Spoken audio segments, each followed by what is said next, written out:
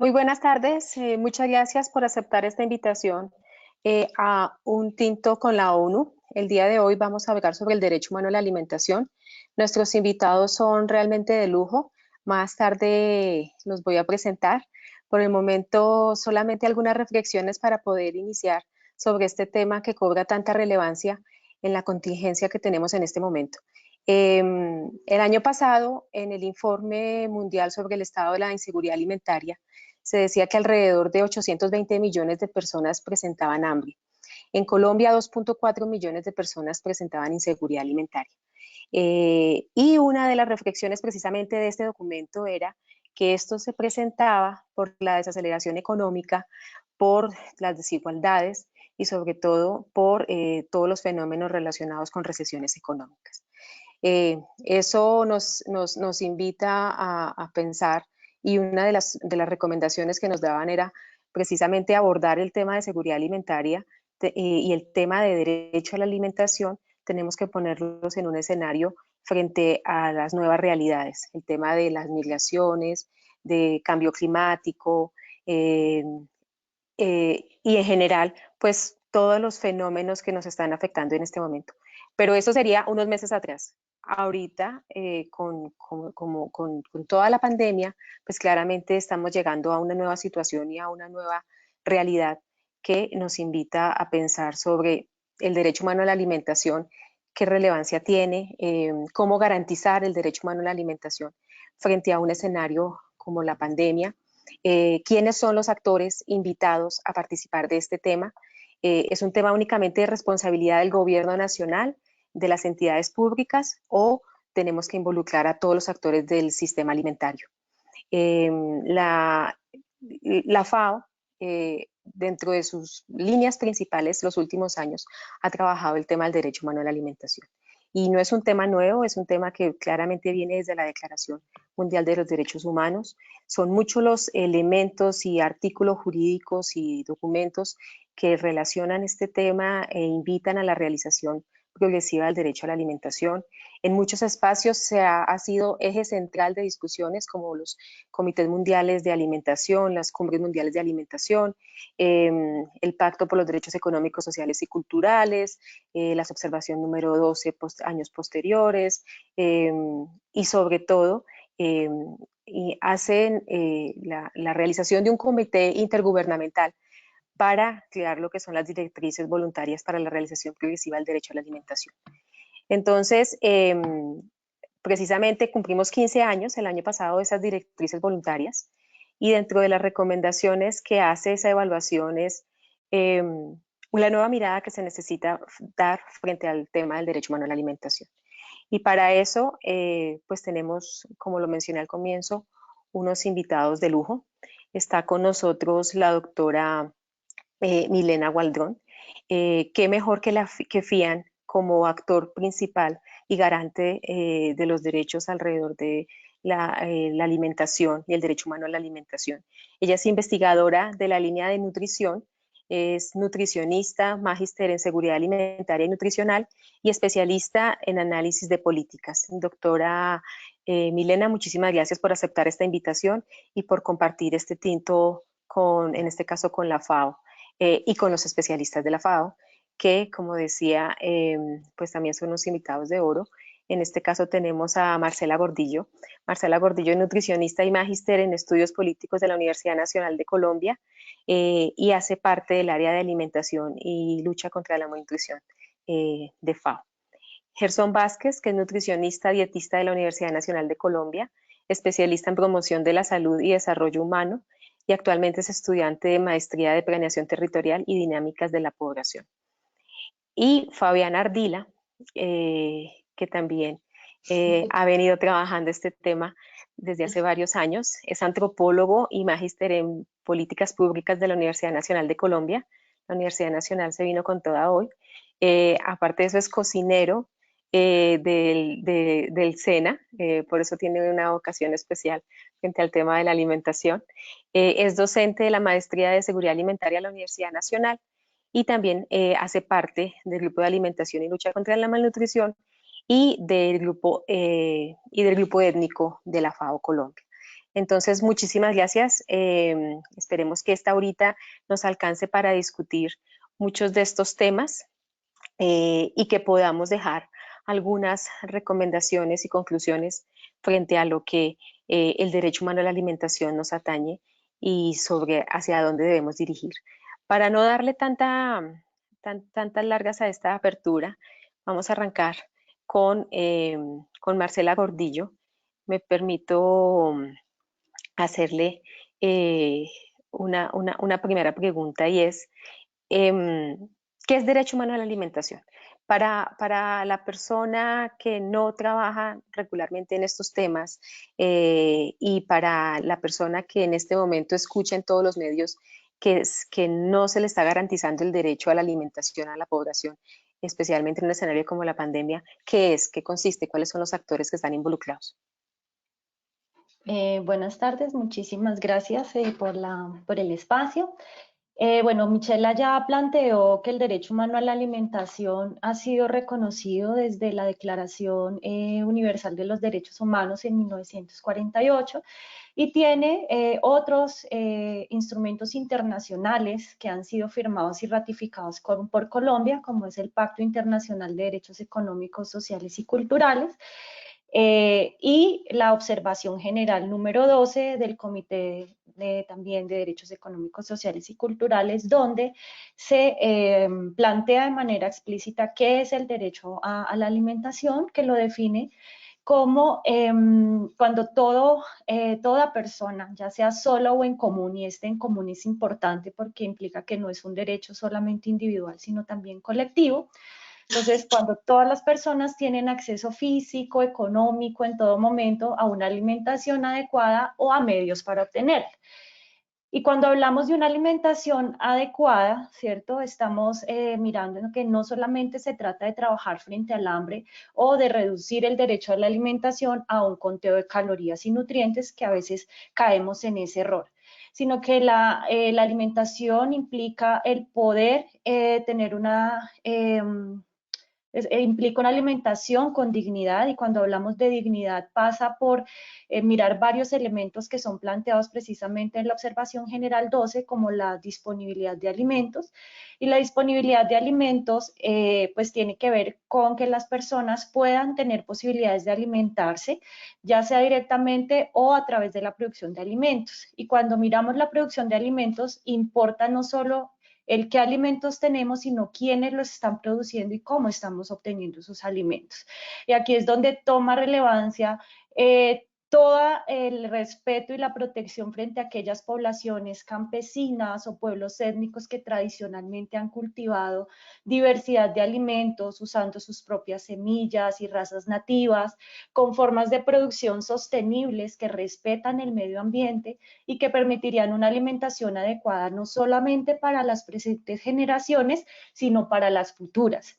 Entonces aquí la sostenibilidad toma relevancia frente a la disponibilidad de alimentos y también frente al acceso. Es decir, que de manera permanente podamos tener acceso a los alimentos, bien sea porque los producimos o porque los compramos. O incluso existen otras formas de intercambio, el trueque, la caza, la pesca, que son utilizadas por diferentes comunidades y que muchas veces no son tenidas en cuenta dentro de las políticas públicas que trabajan los temas relacionados con alimentación. Cuando hablamos del tema de adecuación, ¿sí? De que una alimentación sea adecuada, nuevamente es importante decir que no solamente es en términos de calorías y nutrientes, sino que tenga en cuenta las condiciones sociales, económicas, culturales de las diferentes poblaciones. Ver que el alimento implica un proceso, un vínculo social con la tierra, con el alimento, que parte de reconocer sistemas alimentarios que han sido basados en la diversidad de alimentos, preparaciones, saberes propios de las distintas comunidades. Entonces, esa conexión que tiene el alimento con otros procesos es parte también del derecho humano a la alimentación, y que muchas veces cuando nos concentramos solamente desde esa mirada de salud o nutricional, desconocemos estos elementos que son fundamentales. Ya para ir como cerrando, creo que es importante decir que el derecho a la alimentación lo que hace es poner en el centro a las personas, como sujetos de derechos que deben ser parte activa en las decisiones que se toman frente a los distintos asuntos alimentarios. O sea, cuando Miche decía quiénes deben ser parte, no solamente son las instituciones de gobierno, sino que toda la sociedad civil organizada, los sujetos de derechos que somos nosotros y nosotras, debemos ser parte activa en la toma de decisiones frente a qué queremos para o cómo queremos nosotros tener una alimentación adecuada. Y eso implica pues unas acciones desde el Estado en respeto, protección y garantía del derecho que sean sin discriminación.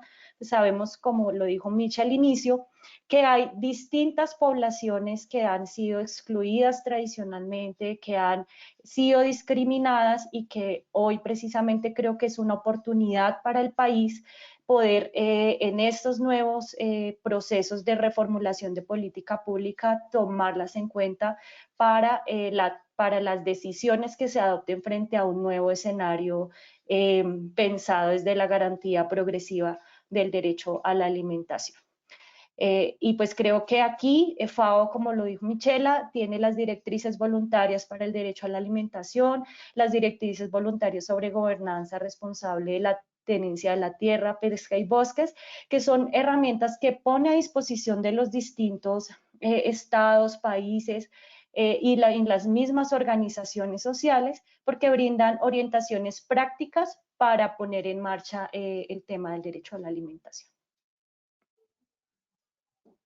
Bueno, cuando hablamos del sistema para la garantía progresiva del derecho a la alimentación, siempre nos remontamos al acuerdo final para la terminación de conflicto que fue en 2016. Ahí pues todos sabemos que dentro del punto de reforma rural integral, que es un poco tratar de mirar cómo cerramos esas brechas entre ciudad y campo, precisamente uno de los temas principales era generar las condiciones necesarias para el bienestar y para el buen vivir.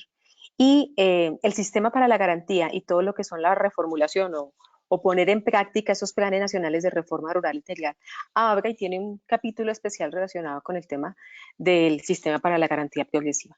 Ahí es cuando, de alguna u otra forma, empezamos a revisar, bueno, esos planes para la reforma rural integral, de la manera en que se articulen nación, territorio, y que tenga los elementos para que la alimentación sea adecuada, que esté fomentando la disponibilidad, el acceso, el consumo, y lógicamente en las cantidades suficientes. Cuando estamos hablando de esa propuesta del sistema para la garantía, estamos teniendo en cuenta las discusiones que en algún momento se hablaba sobre soberanía, sobre autonomía. Ahí yo quisiera preguntarle de pronto a Mile, ¿cuál sería eh, el rol o qué piensan las diferentes organizaciones sociales sobre la reivindicación de la soberanía y la autonomía alimentaria cuando se hablan de estos temas alimentarios? ¿Cómo lo ven? ¿Cuáles son los principales puntos de debate o cuellos de botella? Entonces, dejo esa preguntita para Mile. Bueno, muchas gracias, Michela. Primero me gustaría mucho contarles que FIAN pues, es una organización defensora de derechos humanos, es una organización que trabaja por el derecho humano a la alimentación y nutrición adecuadas y los derechos conexos, y pues hacemos ese trabajo apoyando precisamente las luchas de las comunidades y de los movimientos sociales. Es decir, que para FIAN, para nosotros, la alimentación no es algo que, digámoslo así, que tenga que ver con un asunto de caridad, no, es algo que consideramos que las personas pueden exigir y no solamente es la provisión de alimentos, sino es la capacidad que tienen las personas también de alimentarse por sí mismas. En el marco de lo que tú acabas de mencionar, Michela, pues efectivamente el derecho a la alimentación en el acuerdo de paz aparece precisamente porque el hambre y todas las inequidades que se suman como la pobreza, como la postergación de muchos de los sectores sociales del país, pues tienen que ver con la conflictividad que nos tuvo todos estos años en medio de ese tremendo enfrentamiento, y que bueno, el acuerdo de paz afortunadamente nos da ese chance de pensarnos y de debatir nuestras ideas en otros escenarios. Entonces, los movimientos sociales, las organizaciones sociales, vemos en la concreción de ese compromiso del acuerdo de paz que habla de un sistema para la garantía progresiva del derecho a la alimentación, pues una forma de canalizar precisamente esas demandas de las organizaciones sociales, de las organizaciones campesinas, étnicas, que han reclamado durante muchos años la vía de una forma distinta de entender sus relaciones productivas con la tierra, la producción de los alimentos, sus relaciones sociales, más desde una mirada, como lo dices, de la soberanía alimentaria y como lo entendemos también desde FIAN, en las expresiones territoriales desde las autonomías alimentarias. Es decir, estos enfoques ponen en el centro, como lo decía Marcela, a la persona, a las comunidades por encima de la ganancia. De ese sistema, digamos, agroindustrial de la producción de alimentos.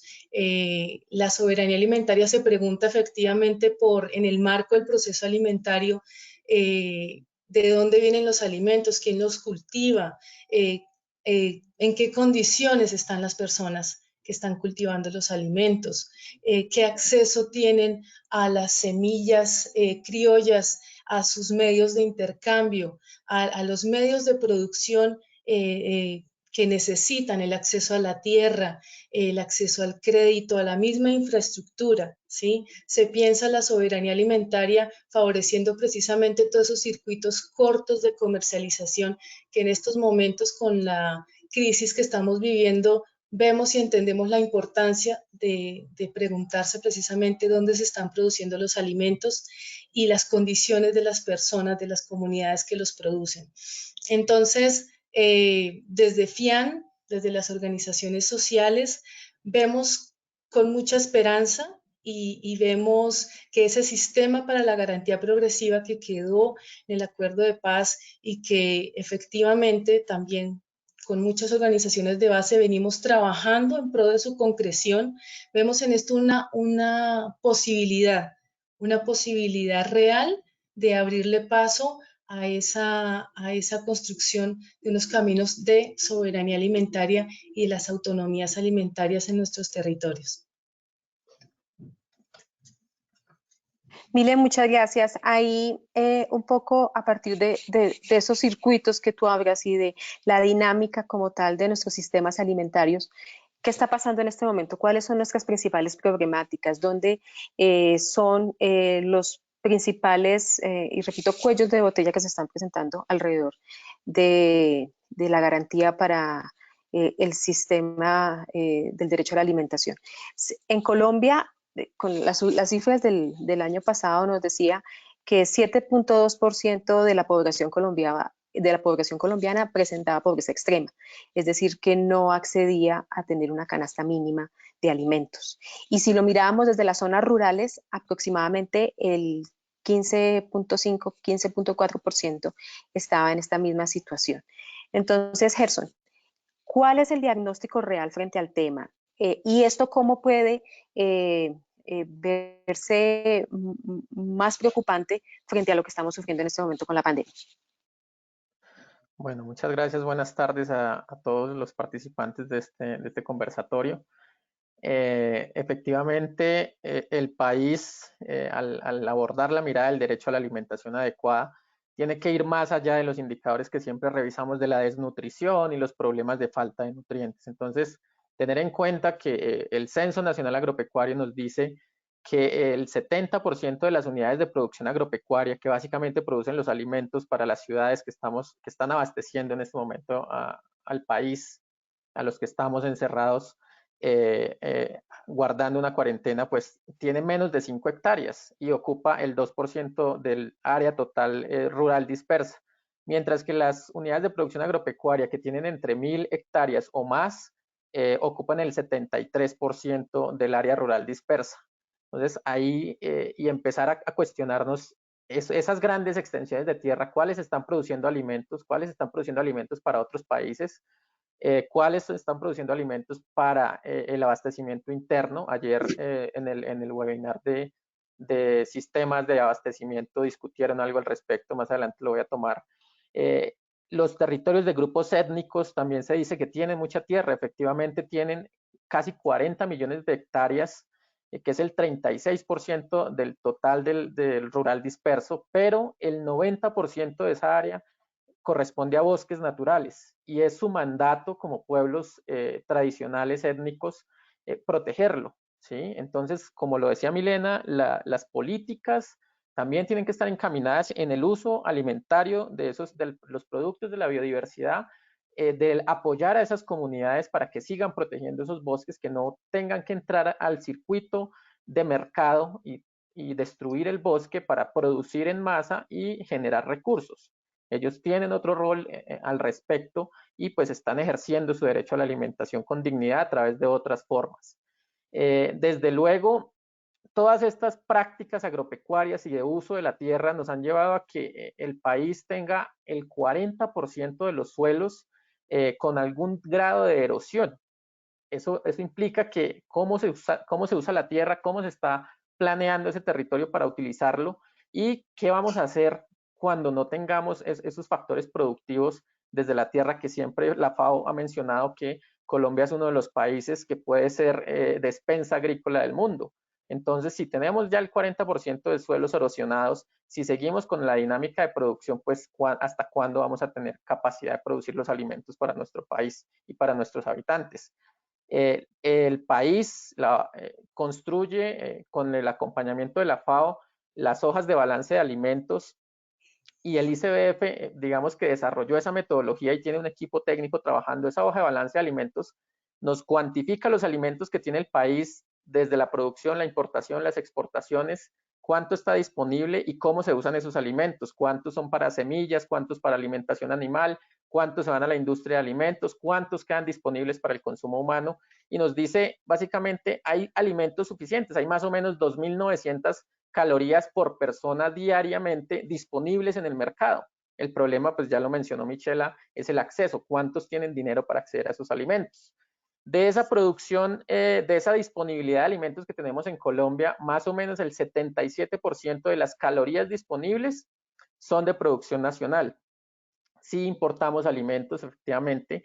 La mayoría de los cereales para producir alimentos para animales, es decir, para producir cerdos y para producir pollos en el país, es importado. Ayer también importamos algunas nueces, semillas oleaginosas y algunos aceites y pescados, frutas y verduras muy pocas. Y ayer en el café con el equipo de abastecimiento de alimentos, con unos invitados también, que nos contaron que el país es capaz de producir a precios competitivos esos cereales que estamos dependiendo hoy para producir cerdos y pollos, que tenemos las capacidades, que faltan muy pocas cosas para continuar. Entonces ahí hay que hacer un análisis de política bien interesante. Otro tema importante del derecho a la alimentación es las frutas y las verduras. Siempre nos han contado, Colombia es un país productor de frutas y verduras, un país tropical. Excelente. La hoja de balance de alimentos nos dijo, si nosotros los nutricionistas y los que trabajan en consulta y haciendo educación alimentaria y nutricional lográramos convencer a los colombianos de consumir los 400 gramos que deben consumir diariamente para tener una alimentación saludable y no tener tanto riesgo de enfermedades cardiovasculares, y las personas tuvieran el dinero para ir a buscar esos 400 gramos de alimento de frutas y verduras, no encontrarían sino máximo 180 gramos si lo lográramos distribuir equitativamente. Es decir, sí producimos muchas frutas y verduras, pero no suficientes para tener una alimentación saludable.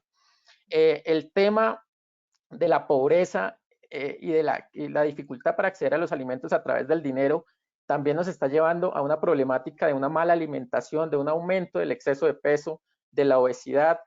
Los adultos, la mitad de los adultos en Colombia, según la encuesta nacional de situación nutricional del año 2015, que es la última que se ha realizado, dice que más del 50% de los adultos tiene exceso de peso, que estamos aumentando los problemas cardiovasculares y demás enfermedades.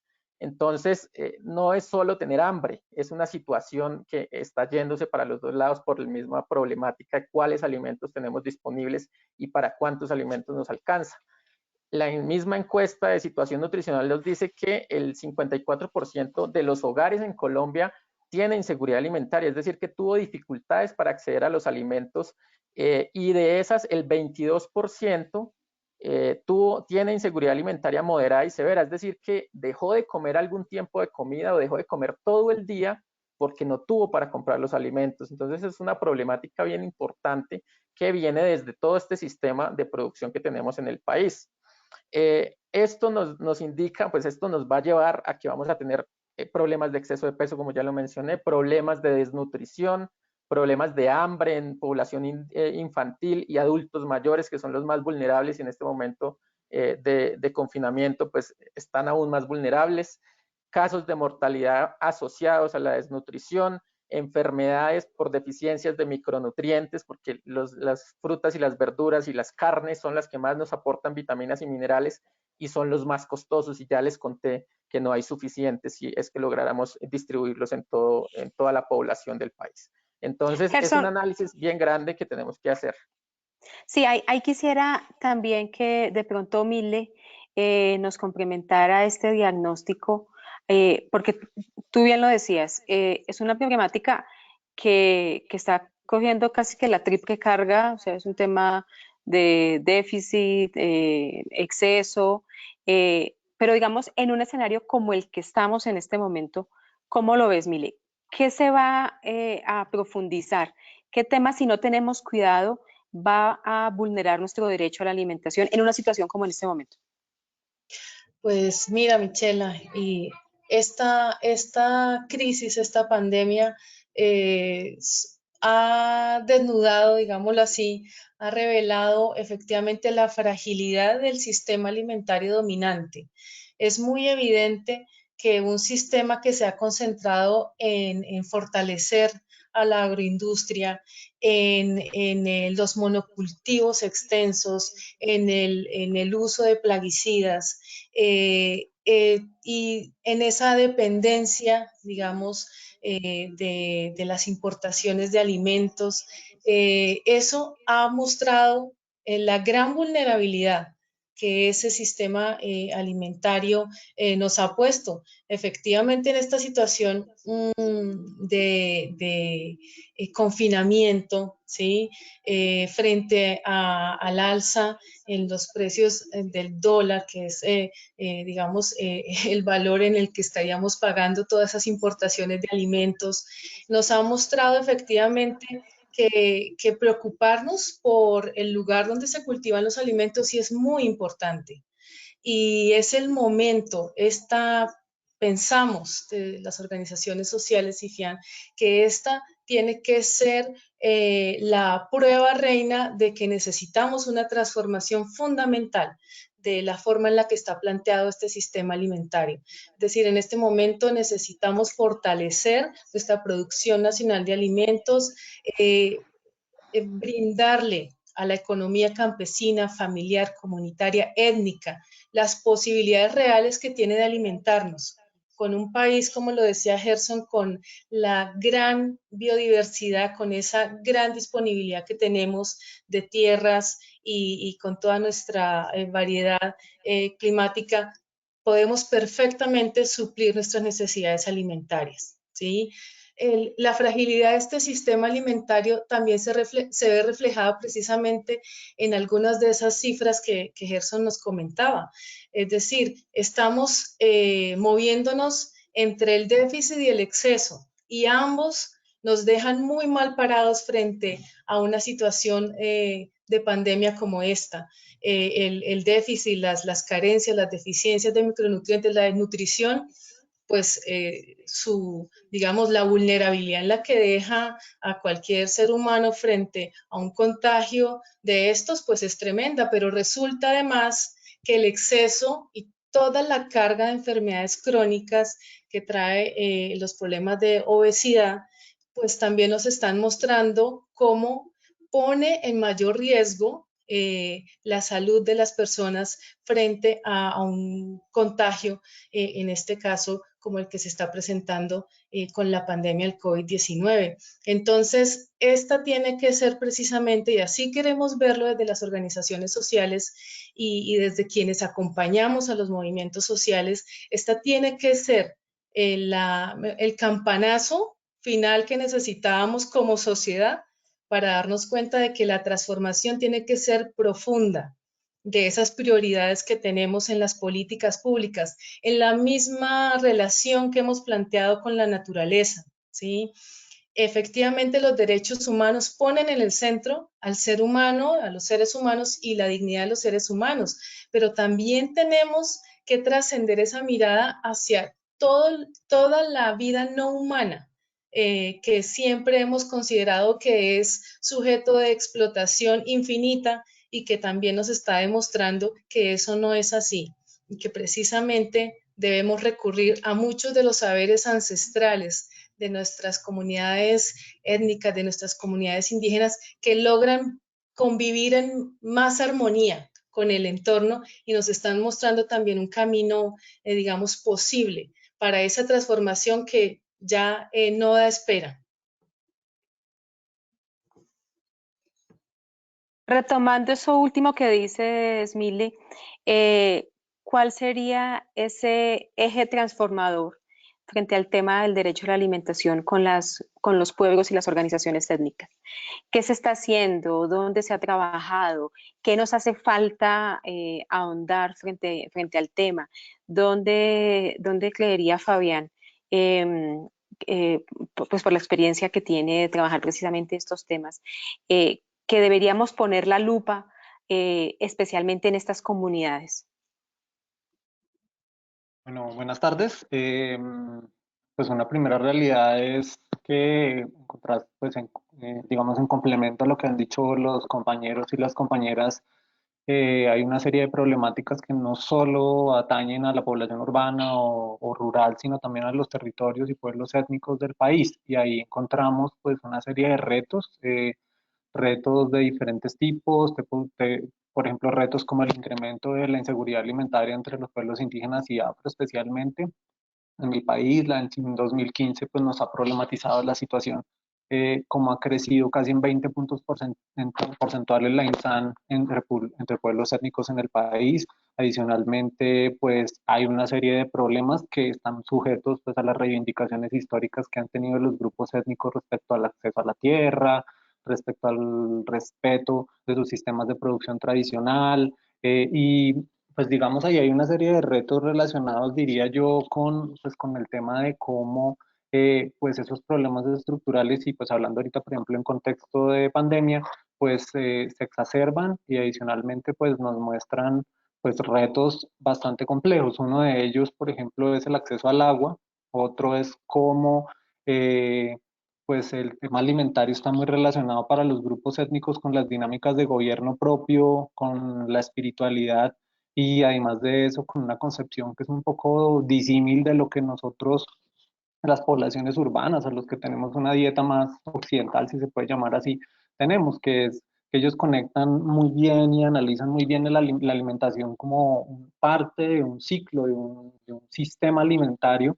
y eso pues Pau, por ejemplo, lo ha analizado pues, de manera interesante en la lógica de dietas sostenibles, inclusive las prácticas de los grupos étnicos en general son en sí mismas muchas veces pues un pilar de agricultura sensible a la nutrición debido a que ellos pues conectan toda la lógica del sistema alimentario, es decir, no desligan lo espiritual, lo productivo, digamos lo político, lo ambiental de la, digamos en su alimentación, en esas dinámicas. Ahí pues hay algunos retos, pues tenemos en este momento un contexto de aislamiento de las comunidades. Adicionalmente, pues el conflicto armado sigue vivo en muchos territorios y pues eso ha generado, por un lado, en algunos casos, pues casos de desplazamiento, casos adicionalmente, pues de confinamiento en otros territorios, no necesariamente por el virus, sino también pues por conflicto armado. Entonces ahí hay algunos retos relacionados especialmente con el tema de acceso y adicionalmente ahorita debido pues un poco al cierre que han tenido varias comunidades en el país respecto digamos, comunidades étnicas respecto al virus ha hecho pues que, por ejemplo, su provisión de alimentos se vea limitada. Esto ha significado, pues, por un lado, la dificultad de acceso al agua, acceso a los alimentos. Hay algunos retos. De hecho, FAO con algunos proyectos ha acompañado, digamos, esfuerzos que han hecho los grupos étnicos por, digamos, como avanzar en sistemas de producción tradicionales, en sistemas de trueque que eviten que ellos tengan que salir de sus territorios, por ejemplo.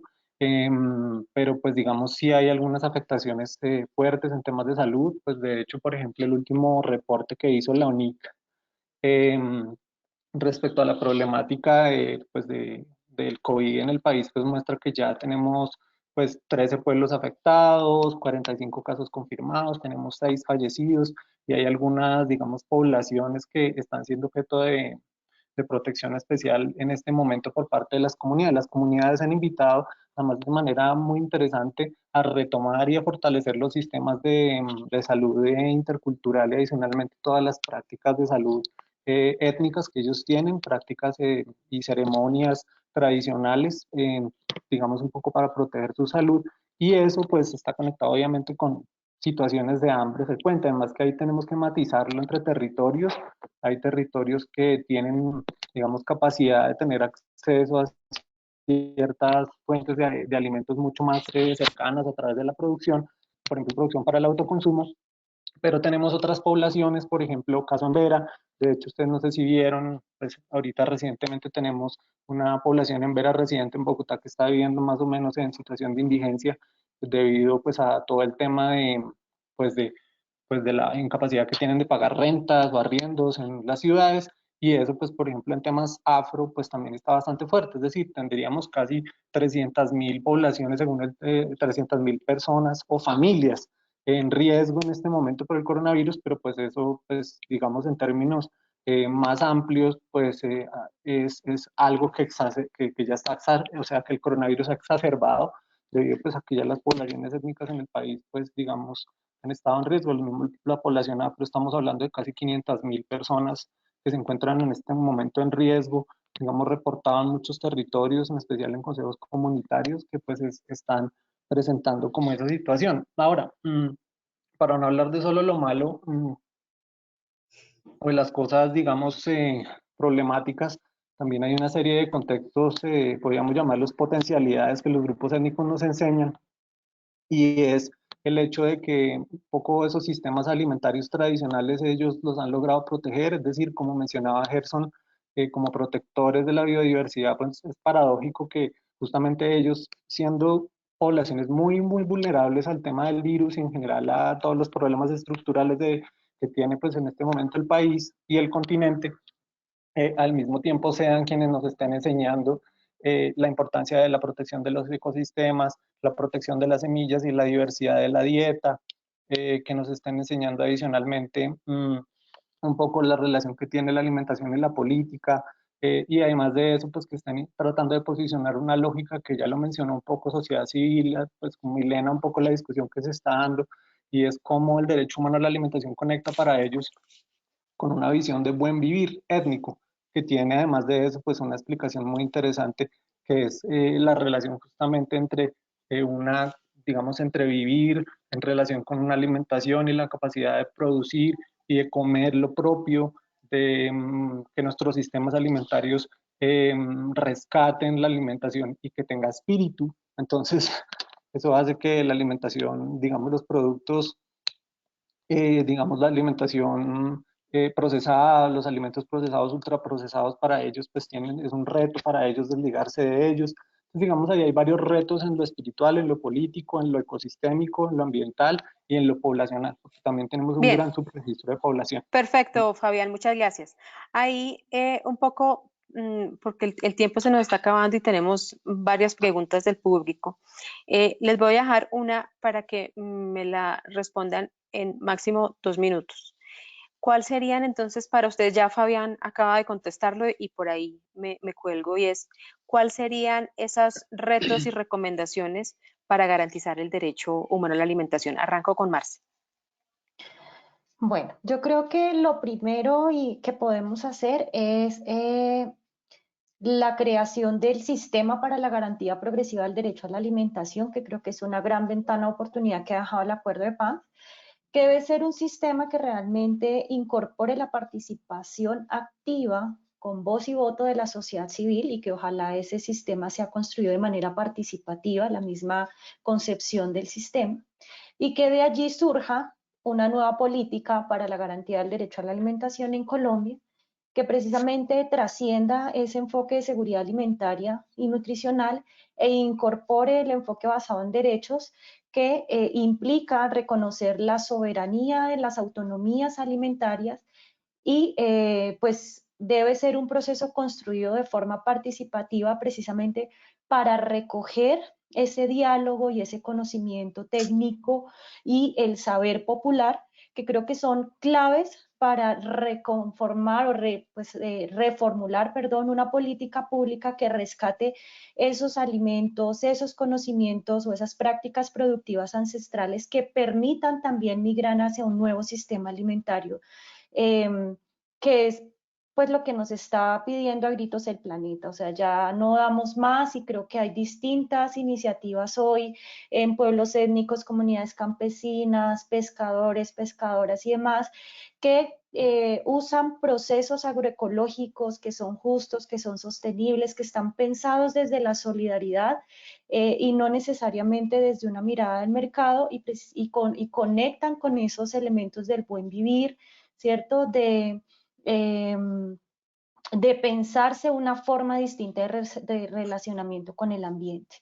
Entonces creo que esos son como unos elementos allí importantes y el otro pues es que hay que trabajar también en generar que dentro de esa política pública realmente se aborden problemas que son estructurales para el país y que permitan cerrar brechas, por ejemplo, entre lo urbano y lo rural, ¿sí? Y eso pasa por revisar el uso y la tenencia de la tierra, por mirar entonces cómo se aborda el tema de la ganadería extensiva, que eso requiere repensarse, el uso de combustibles fósiles. Entonces creo que todos estos elementos son necesarios para una nueva política pública, donde pues quienes estén en el centro sean, poco como lo decía Milena, sí los sujetos de derechos, pero pensando también en todos esos bienes comunes, que realmente logremos un relacionamiento distinto con ellos. No sé si ya se me acabaron los 2 minutos. Muy Sí, en rápido. realidad sí. Ok. Mile, dale. Pues Michela, definitivamente, compañeros y compañeras, hay que ver en el derecho a la alimentación ese potencial transformador que tiene de nuestro sistema alimentario y de los graves problemas estructurales que se han develado todavía más en esta crisis. Efectivamente, estamos hablando de potenciar esas capacidades que tienen los titulares de derechos, que tenemos los titulares de derechos para conocer nuestros derechos y para exigirlos, ¿sí? En el marco efectivamente de la oportunidad que tenemos con una política pública con enfoque de derecho a la alimentación y nutrición adecuadas y con enfoque de derechos humanos, los titulares de derechos debemos hacer parte, una participación real y efectiva de la toma de decisiones. Pienso que esa ausencia de participación que hoy en día tiene la estructura de la CISAM, por ejemplo, que es una estructura totalmente cerrada, donde no hay participación de la sociedad civil. Creo que eso le ha hecho mucho daño a las políticas públicas que han tratado de abordar los problemas estructurales alimentarios de nuestro país. Definitivamente hay que avanzar.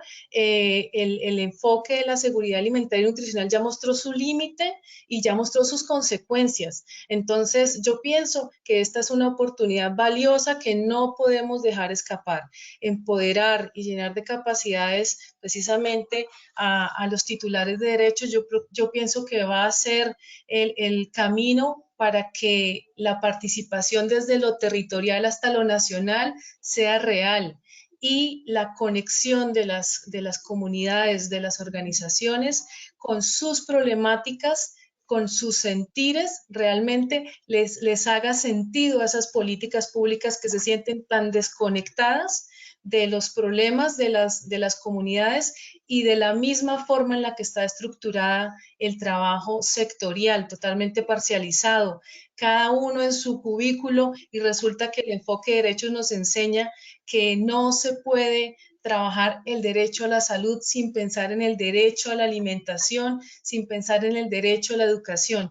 Tenemos que abordar esa mirada integral de los derechos y pienso que esta es una oportunidad fabulosa la que nos está brindando avanzar hacia un sistema con enfoque de derecho a la alimentación.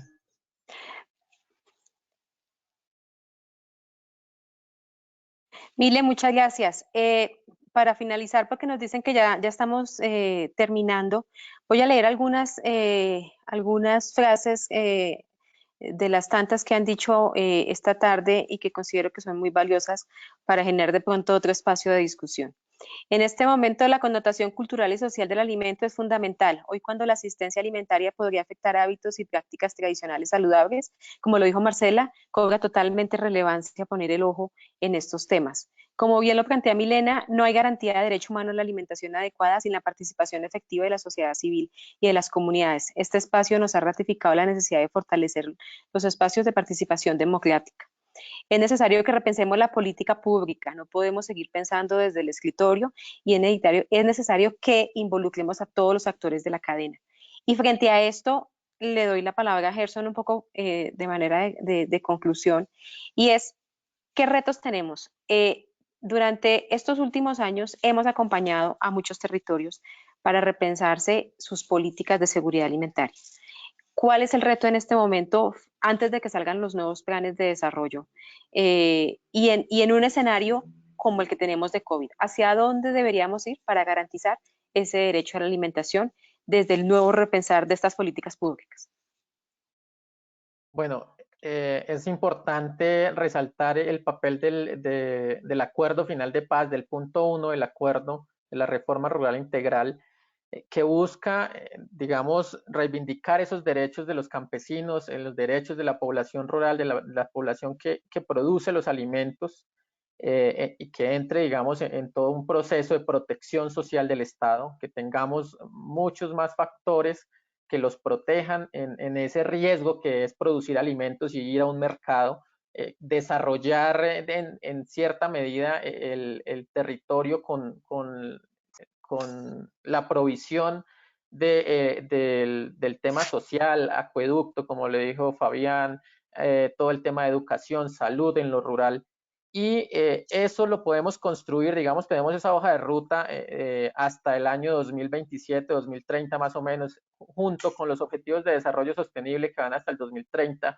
Ahí se tienen que insertar los planes de desarrollo territoriales que están hoy en estos últimos días presentando los alcaldes y gobernadores a sus consejos y a sus asambleas departamentales para aprobación. Esos planes de desarrollo pues tienen que estar alineados con un sistema que garantice el derecho a la alimentación, y a propósito del proceso de confinamiento en el que estamos, pues tienen que pensar un diagnóstico participativo de los procesos de planificación de la producción agropecuaria, pero de la producción de alimentos sobre todo, teniendo en cuenta la vocación del suelo, todo el tema comercial, los canales de distribución que los discutieron ayer en el café, en el tema de abastecimiento, diagnosticar las necesidades alimentarias locales del territorio, pero sin desconocer los conocimientos, las aptitudes y las prácticas culturales, ancestrales y autóctonas del alimento, de la producción y el consumo de esos alimentos, de los significados de esos alimentos, plantear el desarrollo de planes de abastecimiento y comercialización de esos alimentos desde la producción local, tradicional y autóctona. No podemos desconocerla, siempre garantizando y pensando obviamente en la protección y en la garantía del derecho a la alimentación adecuada de lo local, y obviamente el abastecimiento de las grandes superficies o las grandes ciudades como es Bogotá, como son las grandes ciudades que necesitan esos alimentos. Tampoco podemos cerrar la producción de los alimentos solo a lo local, porque también las ciudades donde está la mayor riqueza medida por el PIB necesita alimentar a la población que está allí moviendo la economía en el mercado, en el modelo económico en el que nos encontramos. Hay que seguir fortaleciendo el talento humano de los territorios. Tenemos que mostrarle, enseñarle todos esos instrumentos que Marcela nos contó que la FAO ha producido a nivel mundial, esas experiencias. Hay que intercambiar experiencias desde lo local hacia otros territorios locales, nacionales, pero también de lo internacional, que tiene mucho parecido en ciertos aspectos.